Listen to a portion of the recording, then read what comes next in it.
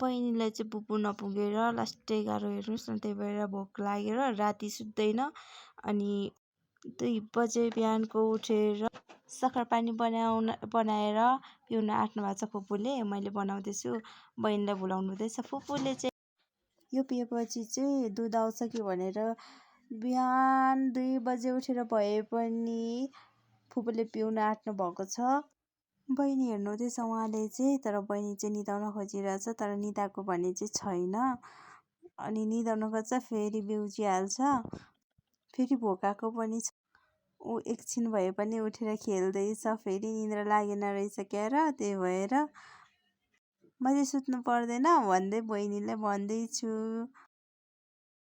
आमा बन्नु त साह्रै गाह्रो हुँदो रहेछ, हेर्नुहोस् न। म त अचेल थाहा पाउँदैछु बहिनी भएपछि।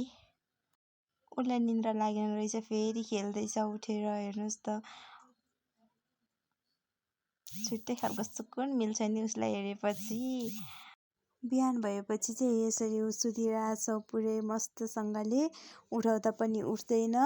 अनि हात त्यसरी जहिले घोप्टो परेर सुत्छ र हात बाँध्छ कि भन्ने, हात खिचाएर अप्ठ्यारो हुन्छ भन्ने डर लाग्छ उसलाई, तर त्यसरी नै सहज लाग्छ क्या र, बानी भएछ। अहिले त्यसरी नै मात्र सुत्छ। एकछिन पल्टायो कि फेरि घोप्टो पर्छ, त्यसरी खेल्छ। निद्रा लाग्यो भने त्यसरी नै सुतिहाल्छ। सानै छ नि त, ऊ भर्खर 4 मन्थ कम्प्लिट मात्र भएको छ, त्यही भएर। अनि सानो बेबीलाई हेर्नुपर्छ, ऊ जति बेला पनि त्यसरी नै मात्र सुत्छ।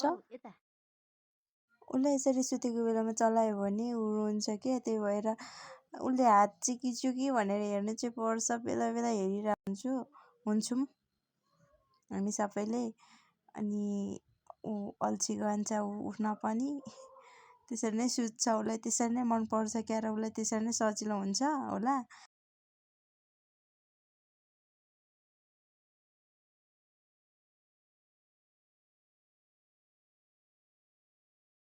के गर्दैछ भनेर हेरेको, उठेछ अब चाहिँ। अनि उसको फेस पनि ऊ भर्खर उठेर निन्द्रा पुगेको छैन जस्तो, आँखा पनि चिमचिम चिमचिम गर्दैछ। फेरि अल्छी मान्दै सुतिसक्यो। अब चाहिँ निन्द्रा पुगे जस्तो छ। बहिनी उठेर आफै खेल्दैछ आफ्नै सुरमा। ऊ अब चाहिँ फ्रेस भएको जस्तो देखिँदैछ उसको फेस पनि।